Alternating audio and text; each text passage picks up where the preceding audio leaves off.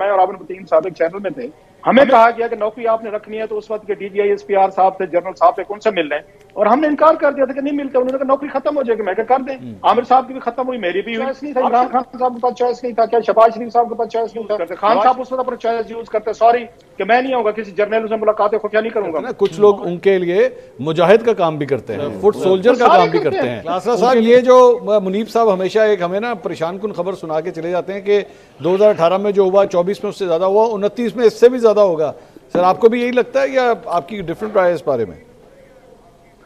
मेरा ख्याल है जब 70 वाले इलेक्शन हुए थे, जिनको सबसे फेयर इलेक्शन कहा जाता है, उसके बाद पाकिस्तान का जो हशर हुआ था हमारे सामने है। फेयर इलेक्शन हुए थे ना, आपने फ्री फेयर करवाए थे। तो मेरा ख्याल है फिर उसके बाद एस्टेब्लिशमेंट ने सबक सीखे कि आप इस मुल्क को अगर फ्री और फेयर इलेक्शन देंगे तो पाकिस्तान की सलामती खतरे में है। फिर उसके बाद इस तरह के यह हुकूमतें बनती और टूटती और जुड़ती देखी हैं, वो आपके सामने। और एक चीज दूसरी, जब हम ये ब्लेम करते हैं तो उसमें सियासतदानों को इसलिए ब्लेम किया जाता है कि मैं थोड़ा सा भट्टी साहब को रेस्क्यू करूं इस मामले में, कि फिर देयर इज विलिंगनेस। अब ये लड़ाई आप और मैं, भट्टी साहब, मुनीब, तो चलो हम जहां पे जितनी औकात है हम बात करते रहते हैं। हम फेयर इलेक्शन की बात करते हैं, फेयर लीडरशिप की बात करते हैं, ऑनेस्टी की बात करते हैं, सिविलियन सुप्रीमेसी की बात करते हैं, पार्लियामेंट की बर्तरी की बात करते हैं। हम में से कोई उसका कोई डायरेक्ट बेनिफिशियरी तो नहीं है। हमने वजीर आजम नहीं बनना, हमने एमएनए नहीं बनना, हमने वजीर नहीं बनना, हमने फायदे नहीं उसको उठाने। हाँ, ये फायदा जरूर है कि मुल्क में आपकी आजादी है, फ्रीडम है, रूल ऑफ लॉ है, प्रॉस्पेरिटी है। ये इनडायरेक्टली हमें इसका फायदा है। जिन लोगों ने वजीर आजम बनना है, जिन लोगों ने पॉलिटिक्स करना है, इस मुल्क का हुक्मरान बनना है, ये बर्डन उन्हें उठाना चाहिए कि क्या उनको किसी रिग्ड इलेक्शन के जरिए वजीर आजम बनना चाहिए, क्या उनको धांधली वाले इलेक्शन के जरिए पार्लियामेंट में जाना चाहिए, क्या उनको नो नहीं कर देनी चाहिए। मतलब अच्छा नहीं लगता, बार बार बात कहते हुए। मैं और आपने 3 साल एक चैनल में थे, हमें कहा गया कि नौकरी आपने रखनी है तो उस वक्त के डीजीआई एसपीआर साहब थे, जनरल साहब थे, उनसे मिल लें। और हमने इनकार कर दिया था कि नहीं मिलते। उन्होंने कहा नौकरी खत्म हो जाएगी। मैं कहा कर दें। आमिर साहब की भी खत्म हुई, मेरी भी हुई। ऑप्शन था ना, चॉइस था आपके पास। मैं अच्छा बनने की कोशिश नहीं कर रहा, आपने बात की है तो क्या इनके पास चॉइस नहीं था? इमरान खान साहब के पास चॉइस नहीं था? क्या शहबाज शरीफ साहब के पास चॉइस नहीं था?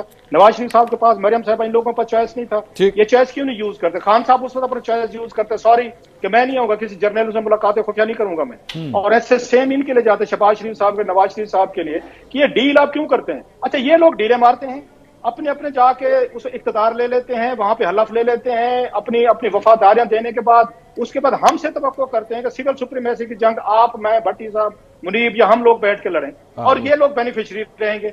मतलब ये चीजें इनको करनी है। हम तो इनको आके वोट डाल सकते हैं ना, आप और मैं। ठीक, बाकी वोट को प्रोटेक्ट करना इनके पास ये एग्जेक्टिव पावर नहीं। लेकिन क्लासरा साहब, मैं क्लासरा साहब आपसे एक बात पे इख्तिलाफ करूंगा। सर कुछ लोग सिर्फ इतना नहीं करते ना, कुछ लोग उनके लिए मुजाहिद का काम भी करते हैं, फुट सोल्जर का काम भी करते हैं, उनके लिए बयानियां बनाने का काम भी करते हैं।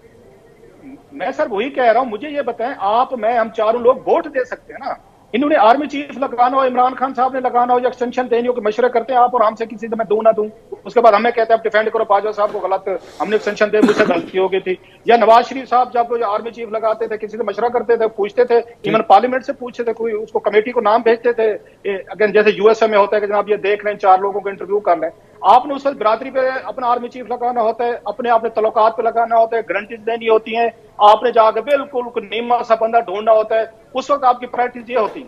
जब आर्मी चीफ थोड़ा खड़ा हो जाते, फिर आपके साथ कन्फ्लिक्ट होती है, फिर हम सबको बुला लिया जाते, देखें जी आर्मी हमारे साथ ये कर रही है। तो भैया आप अपनी मर्जी से करते हैं। हाँ, अगर ये करें, पार्लियामेंट को नाम भेजें 3-4 कमेटी को, डिफेंस कमेटी को, ये 4 नाम है, ये फैले आ रहे हैं, इनका इंटरव्यू करें और इनको एंडोर्समेंट करें। उसके बाद पूरी पार्लियामेंट भी खड़ी हो, आप हूं, हम ही हूं, अपनी मर्जी का, अपने इक़्तिदार के लिए, अपनी बिरादरी के, अपने लोग, अपनी चीजों के लिए आप आर्मी चीफ मुकर्रर भी करते हैं, उनको एक्सटेंशन भी देते हैं। जब आपके फटे हो जाते हैं, क्योंकि आपके तल्लुकात, वो 1 पेज की आपने बात की, वो टूट जाता है, फिर उसके बाद रोला डाल देते हैं, फिर हमारे पे बंडा आते हैं, हम 4-5 बहुत शुक्रिया।